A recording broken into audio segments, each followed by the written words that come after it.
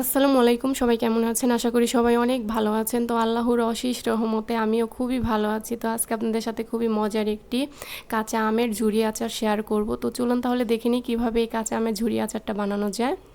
তো আমের আচার বানাবার জন্য এখানে আমি অনেকগুলি আম ছিলে ধুয়ে পরিষ্কার করে নিয়েছি। এখানে একটা গ্রেটার নিয়েছি, গ্রেটারের সাহায্যে আমগুলো একদম কুচি কুচি করে কেটে নিয়েছি। তো দেখতেই পাচ্ছেন কিভাবে কুচি কুচি করেছি, একদম আলু ভাজির মতন। আর অনেক গ্রেটারে কিন্তু একদম আমগুলি কুচি কুচি করলে একদম ভর্তা হয়ে যায়। তো এই ধরনের মিশিং দিয়ে করবেন, তাহলে আমগুলি একদম ঝরঝরা হবে। যেইভাবে আলু ভাজি করি ঠিক সেইভাবেই করে নিয়েছি আমি। এখন আমি এখানে কিছুটা লবণ দিয়ে দিব, পরিমাণ মতন লবণ দিয়ে আমগুলি মেখে নিব। আমের মধ্যে যেন পানিগুলি থাকে সেই এক্সট্রা পানিটা যেন বের হয়ে যায়, তো সেজন্য লবণ মেখে রেখে দিব কিছুক্ষণের জন্য। তো ভালোভাবে লবণের সাথে মিশিয়ে নিতে হবে। তো উল্টিয়ে পাল্টিয়ে ভালো করে মেখে নিয়েছি। এখন কিছুক্ষণ রেখে দিয়েছিলাম। তো এখানে একটা নতুন ছোট্ট একটা গামছা নিয়েছি, বা যে কোনো ধরনের কাপড় নিলেও চলবে। তো পানিটা বের হয়েছে, তো সেই পানিটা আমি একটু ঝরিয়ে নিব আলতো করে চিপড়িয়ে। তারপরে কাপড় দিয়ে যেইভাবে যে ছানা বানাই, যেইভাবে আমরা যেভাবে চেপে নিই সেভাবে করে এই পানিটা ঝরিয়ে নিতে হবে। তাহলে আমগুলি শুকানোর পরে কিন্তু আমগুলি ভালো হবে, ঝরঝরা হবে।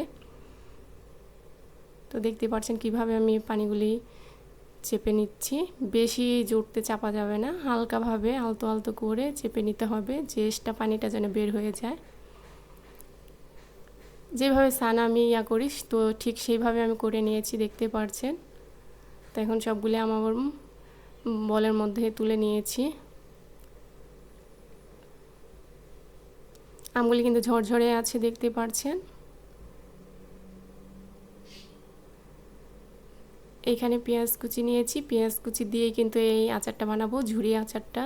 তো আমরা সবাই জানি এই পেঁয়াজ কুচি বেশি দিতে হয় ঝুরি আচারে। তো পেঁয়াজ দিয়ে কিন্তু এই ঝুরি আচারটা করলে খুবই ভালো লাগে। তো এইখানে আমি অনেকগুলি পেঁয়াজ দিয়েছি, আর এই আচারের মধ্যে পেঁয়াজ বেশিই দিতে হয়।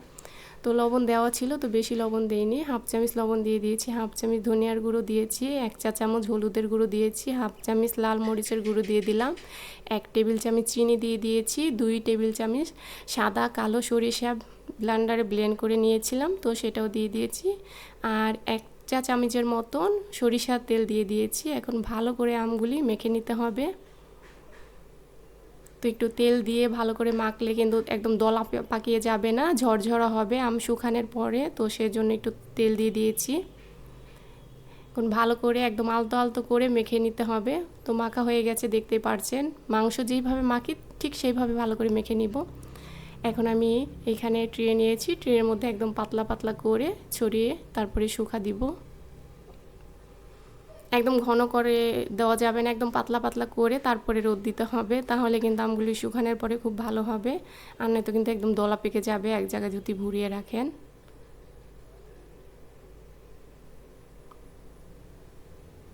তো দেখতে পাচ্ছেন আমি চারদিকে ছিটিয়ে ছিটিয়ে দিয়ে দিয়েছি। তো আমি রোদ্রে শুকা দিয়েছি। তো কিছুক্ষণ পর পর আমি নাড়াচাড়া করে তারপরে যে আমগুলি শুকিয়ে নিয়েছি, দেখতে পাচ্ছেন কত সুন্দর একদম শ্যামের মতন ঝরঝরা হয়েছে।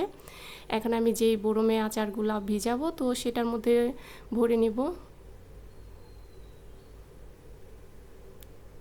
তো সবগুলি আম আমি এটাতে দিয়ে দিচ্ছি, ভরা হয়ে গেছে। এখন তেলটা গরম করে নিতে হবে।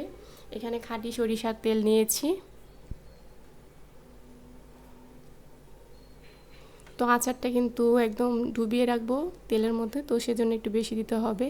এইখানে 5 ফোড়ন আর আস্ত রসুন নিয়েছি, আর কাঁচা পাকা শুকনো মরিচ নিয়েছি। যে কাঁচা মরিচ পাকা পাকাগুলি, আধা পাকা যে মরিচগুলো থাকে সেই মরিচগুলো কিন্তু আমি আধা শুকনা করে তারপরে নিয়েছি। তো এই পাকা কাঁচামরিচগুলি দিলে কিন্তু আচারের ঘ্রাণটা সুন্দর হয়, আর খেতেও খুবই ভালো হয়। শুকনো মরিচের থেকে কিন্তু এই মরিচগুলি যদি আপনি আচারের মধ্যে ভিজিয়ে রাখেন তাহলে কিন্তু তেল ঢুকে একদম টুলটুলে হয়ে থাকে, তো ভাতের সাথে মেখে খেতে খুবই ভালো লাগে। তো তেলটা গরম হয়ে গেছে, তো এখন ঠান্ডা করে তারপরে আস্তে করে আমি এই আচারের মধ্যে ঢেলে নিব।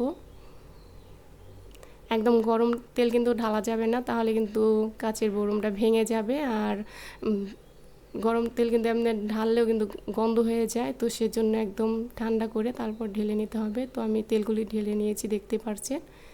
দেখুন কত সুন্দর হয়েছে আচারটা। আর মাঝে মাঝে রোদ দিবেন, রোদ দিলে কিন্তু আরও সুন্দর ঘ্রাণ বের হবে। আর আচারটা যত পুরানো হবে তত খেতে বেশি ভালো লাগবে। তো ভুনা খিচুড়ির সাথে ভাতের সাথে খেতে কিন্তু খুবই মজা এই আমের ঝুরি আচারটা। তো দেখুন কত সুন্দর হয়েছে। তো আমার রেসিপি কেমন হয়েছে বা কেমন লেগেছে অবশ্যই কমেন্টস করে জানাবেন। আর যদি ভালো লেগে থাকে তাহলে অবশ্যই লাইক করবেন, কমেন্টস করবেন, শেয়ার করবেন আর সাবস্ক্রাইব করতে ভুলবেন না। আবার নতুন কোনো রেসিপি নিয়ে আপনাদের সামনে হাজির হব। সেই পর্যন্ত আপনারা সবাই ভালো থাকবেন আর আমার জন্য দোয়া করবেন, আমি যেন আরও ভালো ভালো নতুন নতুন রেসিপি আপনাদের সাথে শেয়ার করতে পারি। আল্লাহ হাফেজ।